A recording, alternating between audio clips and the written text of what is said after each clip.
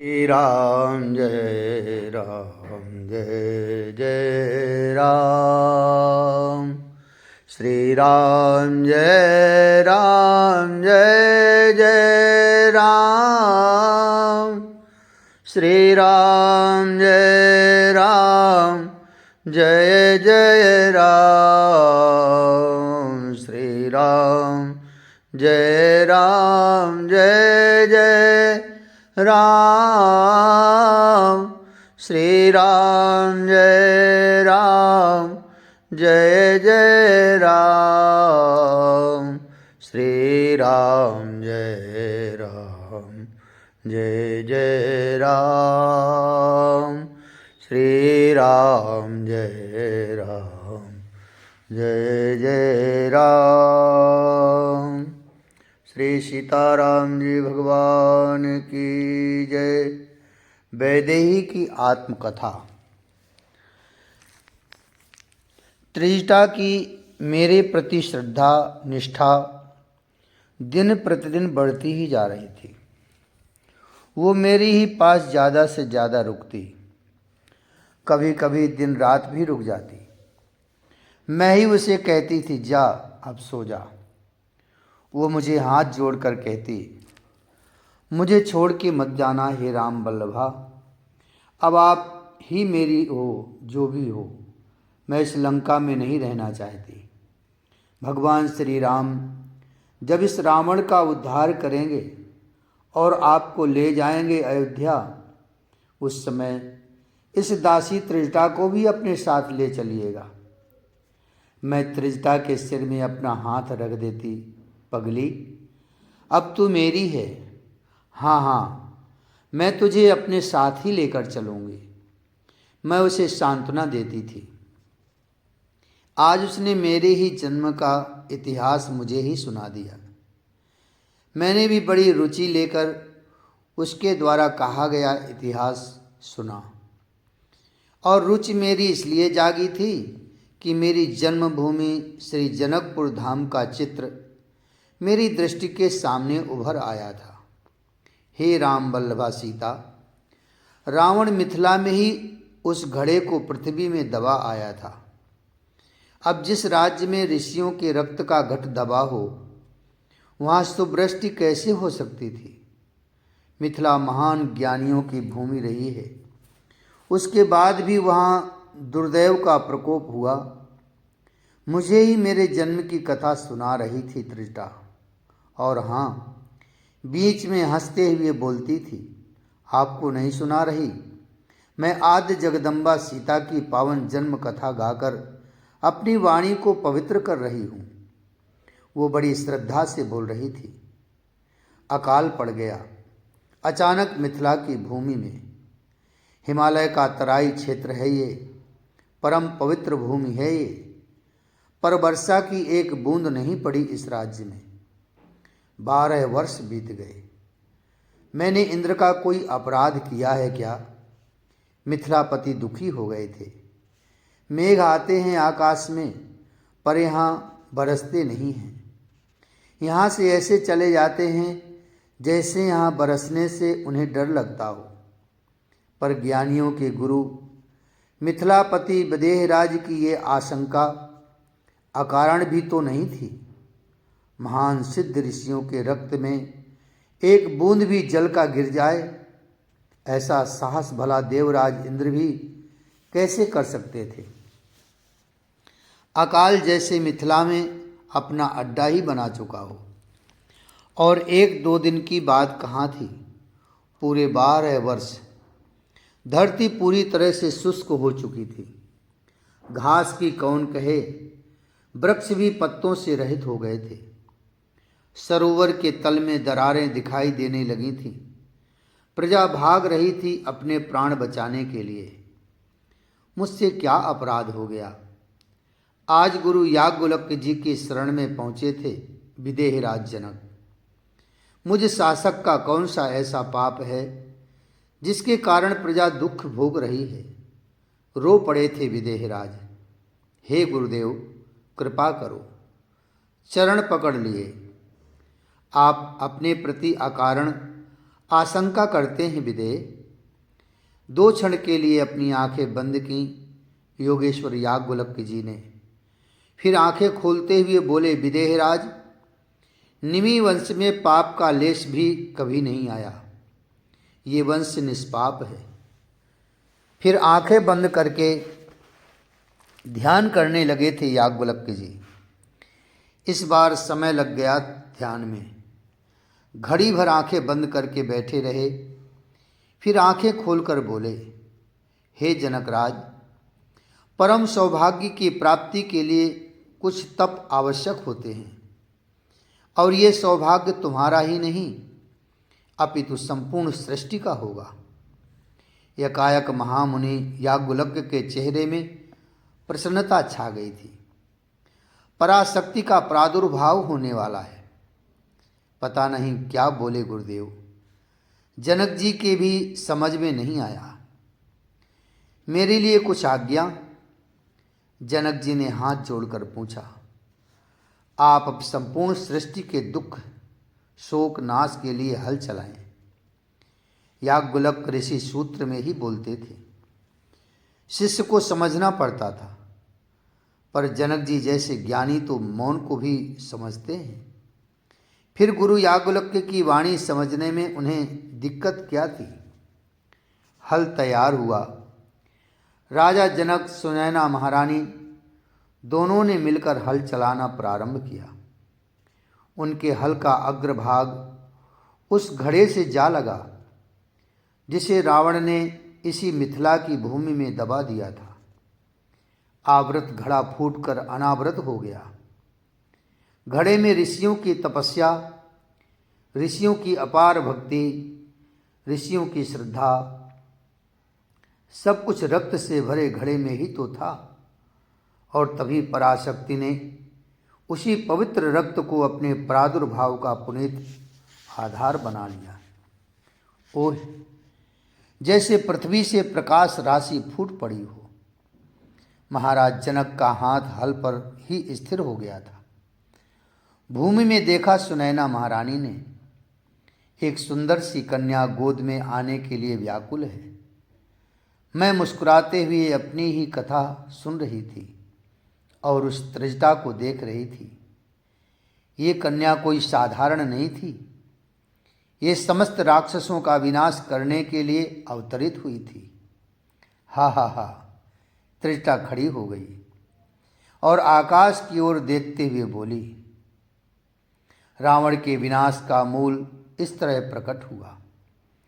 अनंत काल जीने की रावण की वासना का अंत करने के लिए पराशक्ति ने अवतार ले ही लिया था। हे भगवती सीता, हे मिथिलेश किशोरी, हे राम वल्लभा, आपकी जय हो। आप ही हैं सबकी मूल, आप ही हैं पराम्बा। इतना कहते हुए त्रिजटा मेरे पाँव में गिर गई थी। मैं उस दिन त्रिजटा को देखते ही दौड़ पड़ी थी उसके पास। त्रिजटा, मैं उसके गले लग गई थी और बहुत रोई। क्या हुआ? आप क्यों रो रही हैं? त्रिजटा मुझे पूछ रही थी और मेरी पीठ में थपथपी देकर मुझे शांत करने का प्रयास कर रही थी। रावण आया था। मैंने आंसू पोंछते हुए कहा, क्या? त्रिजटा भी चौंक गई। 13 मास के बाद रावण आया। फिर त्रिजटा ने उस अशोक वाटिका में चारों ओर अपनी दृष्टि घुमाई। राक्षसियों को भाले तलवार पकड़े देखा त्रिजटा ने। ये सब कब आई हैं यहाँ? त्रिजटा ने मुझसे पूछा था। उन राक्षसियों को देख करके। प्रातः ही रावण आया था, उसी के साथ ये सब आई हैं। मैंने त्रिजटा को बताया। त्रिजटा शांत थी, पर उसके मस्तक में चिंता की रेखाएं थीं। फिर मुझे शांत बैठने के लिए कहा और स्वयं चारों ओर उन नई नई राक्षसियों को बड़े ध्यान से देखने लगी थी। वो सब राक्षसियाँ बीभत्स थीं, बहुत डरावनी थीं। मुझे डर लग रहा था। मुझे अपने आसपास में खड़ी उन राक्षसियों को देखना अच्छा नहीं लग रहा था। मुझे शांत किया था बड़े प्रेम से त्रिजटा ने। फिर मुझसे बोली, एक अच्छी खबर सुनाऊंगी हे राम वल्लभा आपको। क्या क्या अच्छी खबर? क्या मेरे श्री राम आ रहे हैं? मैं सब बताऊंगी, पर आप पहले ये बताइए कि रावण क्या कहकर गया है। त्रिजटा ने मुझसे पूछा था।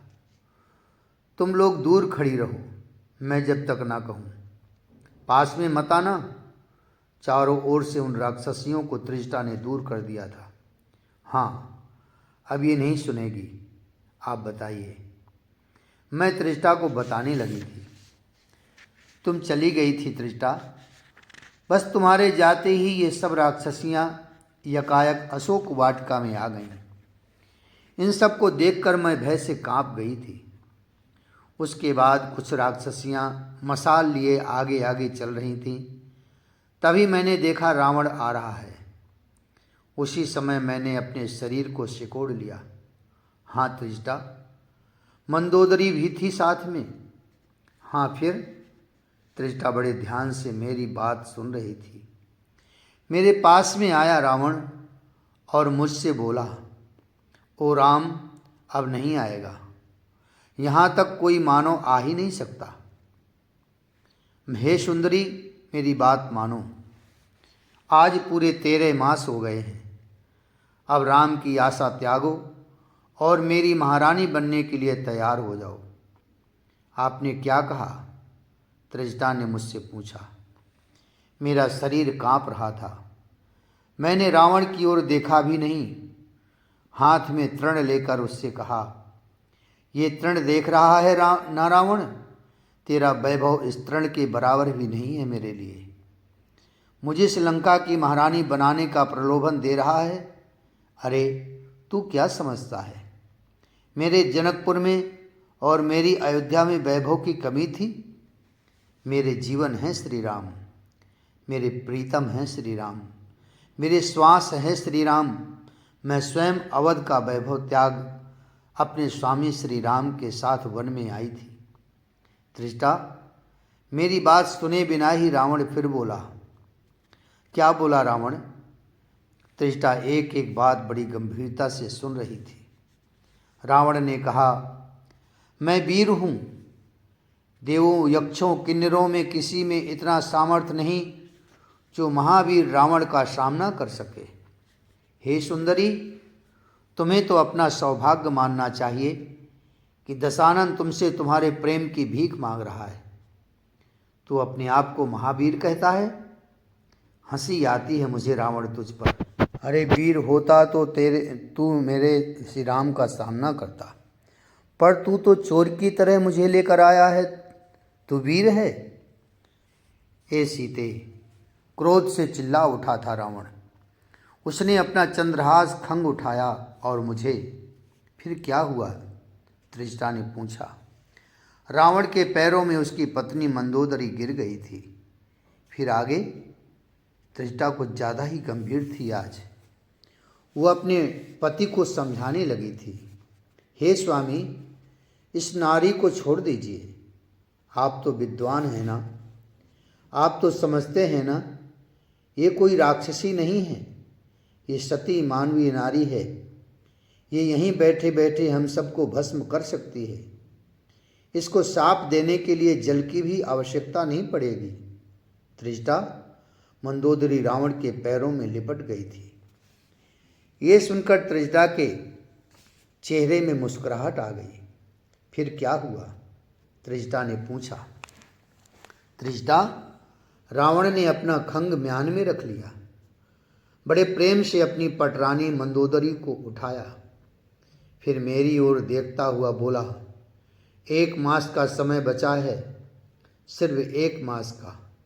अगर तू तैयार नहीं हुई मुझे लंकेश की पटरानी बनने के लिए तो। इतना बोलकर वो चला गया रावण। फिर उसके बाद ये सब राक्षसियाँ मुझे परेशान करने लगी। त्रिजटा ने उन राक्षसियों को घूरा।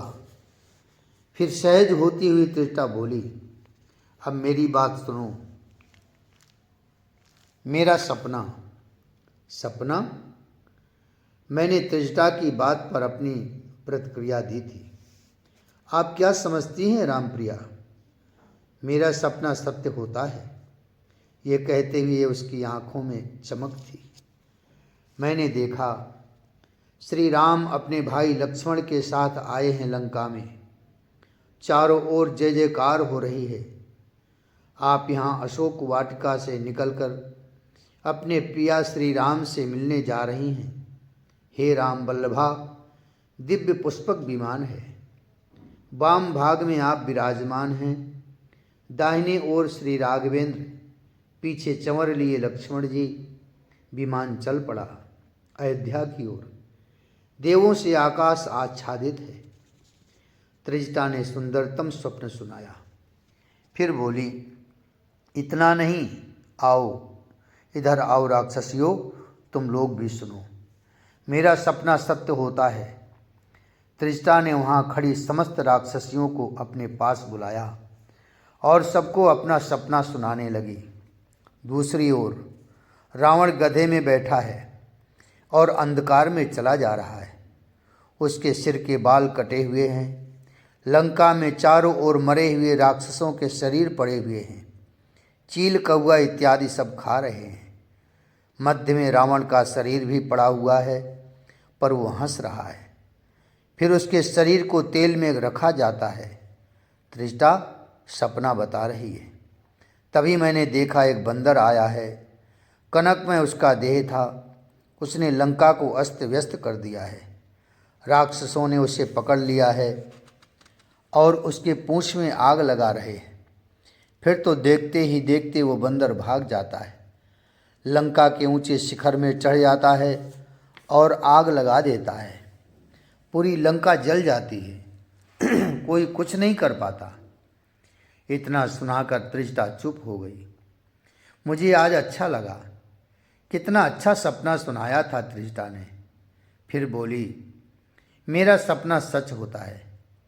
ये कहते हुए वो नजरें घुमाकर राक्षसियों को देखने लगी थी।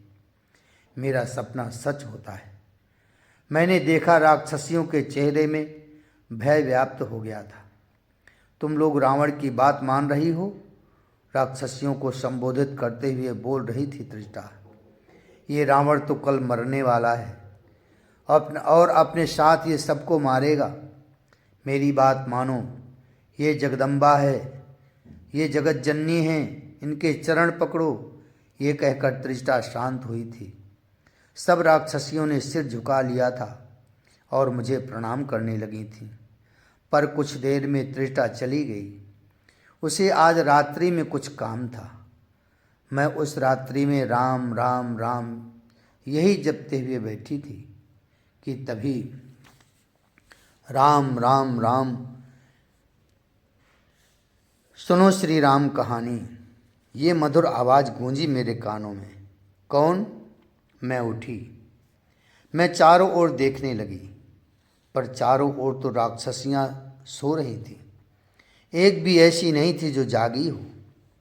प्रभु श्री राम का अवतार हुआ अवधपुरी में। मुझे रोमांच हो रहा था। सच में कोई अत्यंत मधुर बोली में मेरे श्री राम की कहानी सुना रहा था। प्रभु श्री राम का जन्म हुआ अवध में। साथ में जन्मे भरत, लक्ष्मण और शत्रुघ्न। विश्वामित्र जी के साथ आश्रम गए। जाते जाते ताड़का को मार धनुष यज्ञ में जनकपुर पधारे। शिव धनुष को तोड़कर सिया सुकुमारी से विवाह रचाया। मुझे रोमांच हो रहा था। कितनी मधुर और संक्षिप्त में। सुनाओ, क्यों रुक गए? आगे सुनाओ ना। मैंने चारों ओर देखते हुए कहा। महाराज दशरथ, जिनकी 3 रानियों में एक रानी कैकेयी, वरदान मांग लिया। राम को 14 वर्ष का वनवास और भरत का राज्य। विपदा भारी आ खड़ी हुई थी अवध में, क्योंकि राम बन जाने लगे थे, पर साथ में सीता जी भी चलीं और भाई लक्ष्मण भी। मेरे मन में यही सब चल रहा था। कौन है ये? कौन होगा? मुझे शोक के सागर से उबारने वाला ये कौन है? वन में दुख सहे, कष्ट सहे इन तीनों ने चित्रकूट में निवास करते हुए बहुत समय व्यतीत हो गया, तो वहाँ से आगे चल दिए दक्षिण की ओर, जहाँ राक्षसों का आतंक था, जहाँ ऋषि मुनि असुरक्षित थे, दंडकारण्य पंचवटी में अपना निवास बनाया श्री राम ने। ये कहीं दशानन रावण तो नहीं मुझे छलने के लिए श्री राम कथा सुना रहा हो। मेरे मन में कोई बातें एक साथ आ रही थी। तभी राक्षस रावण आया। तपस्वी का भेष बनाकर, बहाना था भिक्षा का। साधु वेश का सम्मान करते हुए सीता जी भिक्षा देने बाहर आईं, पर ये तो था राक्षस। सीता को अपने रथ में बिठा लिया। सीता रोई, सीता चिल्लाई, मुझे बचाओ, मुझे बचाओ। मैं सुन रही थी, बड़े ध्यान से सुन रही थी। अभी भी मुझे संदेह था कि कहीं मायावी रावण तो नहीं, पर तभी राम कथा रुक गई। सिसकियाँ मुझे सुनाई पड़ने लगीं। जिस वृक्ष के नीचे मैं थी उसी वृक्ष पर ही कोई था। टप टप आंसू गिरने लगे थे मेरे पाँव में। हे राम भक्त, आ जाओ नीचे, आओ आ जाओ। क्योंकि रावण विद्वान है पर संवेदनशील नहीं है, भावुक नहीं है। रावण रो नहीं सकता, हाँ रुला सकता है। इसलिए तो इसका नाम रावण रखा था इसके पिता ने। जो दुनिया को रुलाए वह रावण, पर ये सज्जन जो थे ये तो रो रहे थे। बड़ा कोमल है इनका हृदय। मैंने कहा, इसलिए ही कहा था ना, आ जाओ राम भक्त, आ जाओ। जय श्री राम। बड़ी जोर से गर्जना करते हुए वो कूदे थे अशोक वृक्ष से। ओह, मैं चकित थी। त्रिजटा ने जिस वानर का वर्णन किया था वो यही तो है। मैं देखती रह गई थी। कनकमय देह था और शरीर बलिष्ठ था, लाल मुख और पीछे पूंछ निकली हुई थी। वो आगे बढ़कर मेरे पैर छूना चाह रहे थे। नहीं नहीं, मैंने अपने पैर पीछे खिसका लिए। बताओ तुम कौन हो, सच बताओ, तुम रावण के आदमी हो? अगर तुम रावण के कोई मायावी हो तो मुझे मार दो, मुझे कोई दुख नहीं होगा। पर फिर मैं थोड़ा सोच में पड़ गई। तुम मेरे श्री राम की कथा गाते हुए रो पड़े थे, यानी तुम हृदय प्रधान हो। और मुझे लगता है हृदय प्रधान व्यक्ति गलत नहीं होता। हे माँ, मैं श्री राम का दूत हूँ। सिर झुकाकर उन सामान्य बानर ने कहा था। हाँ माँ, मेरा नाम हनुमान है। हनुमान? मुझे नाम सुनकर बड़ा आनंद आया था। तुम सच कह रहे हो ना? देखो हनुमान, मैं उस मना स्थिति में जी रही हूँ जहाँ अब मुझ में केवल संदेह ही बच गया है। मैं सच कह रहा हूँ माँ। हनुमान झुककर ही बोल रहे थे। रुको माँ, मेरे पास एक प्रमाण और है। इतना कहकर अपनी जटाओं से मुद्रिका निकाली हनुमान ने और मेरे हाथों में दिया। ये मुद्रिका, राम नाम अंकित मुद्रिका, ये कैसे आई तुम्हारे पास? मैंने हनुमान से पूछा था। हे माँ, आपको याद है, आपको जब रावण हरण करके ले जा रहा था तब आपने एक पर्वत पर 5 बानरों को बैठे देखा था। उसी समय आपने अपना उत्तरीय फाड़कर अपने कुछ आभूषण उसमें बांधकर फेंक दिए थे। उस समय हम लोग वहीं पर बैठे थे। हनुमान की बातों पर अब मुझे पूर्ण विश्वास हो गया था। हे माँ, उस समय मैं, महाराज सुग्रीव, जामवंत, नलनील, वहाँ हम लोग बैठे थे। पर हनुमान, बात अधूरी रह गई। मेरे प्रभु श्री राम कहाँ हैं? मुझे यहाँ से कैसे ले जाएंगे? और मेरे हरण होने पर प्रभु कहाँ कहाँ गए? मुझे सुनना था। हनुमान से मैंने पूछा। मारीच को मारकर प्रभु श्री राम और लक्ष्मण जब कुटिया में आए तब सोनी कुटिया देखकर बिलख उठे थे। आगे बढ़े तो जटायु मरणासन अवस्था में स्वयं अपने हाथों क्रिया की जटायु के प्रभु श्री राम ने। आगे तपस्विनी सबरी के प्रेम सिक्त बेर खाए। उन्होंने ही बताया कि सुग्रीव से मित्रता कर लो। हनुमान, मुझे मेरे श्री राम ने क्या क्या किया ये सब बता रहे थे। वानरेंद्र सुग्रीव से मित्रता कर ली है प्रभु श्री राम ने। माँ, वानर राज सुग्रीव की सेना चारों दिशाओं में आपको खोज रही है। एक वानरों की टुकड़ी जो दक्षिण दिशा की ओर जा रही थी उसमें मैं भी था। संपाति, माँ, जटायु का भाई हमें समुद्र किनारे मिल गया था। उसने ही हमें आपका पता बताया था। माँ, आप अब चिंता न करें, सब ठीक हो जाएगा। अब वानरेंद्र सुग्रीव की सेना लेकर प्रभु आएंगे और आपको लंका से ले जाएंगे। हनुमान ने सारी बातें मुझे बता दी थीं।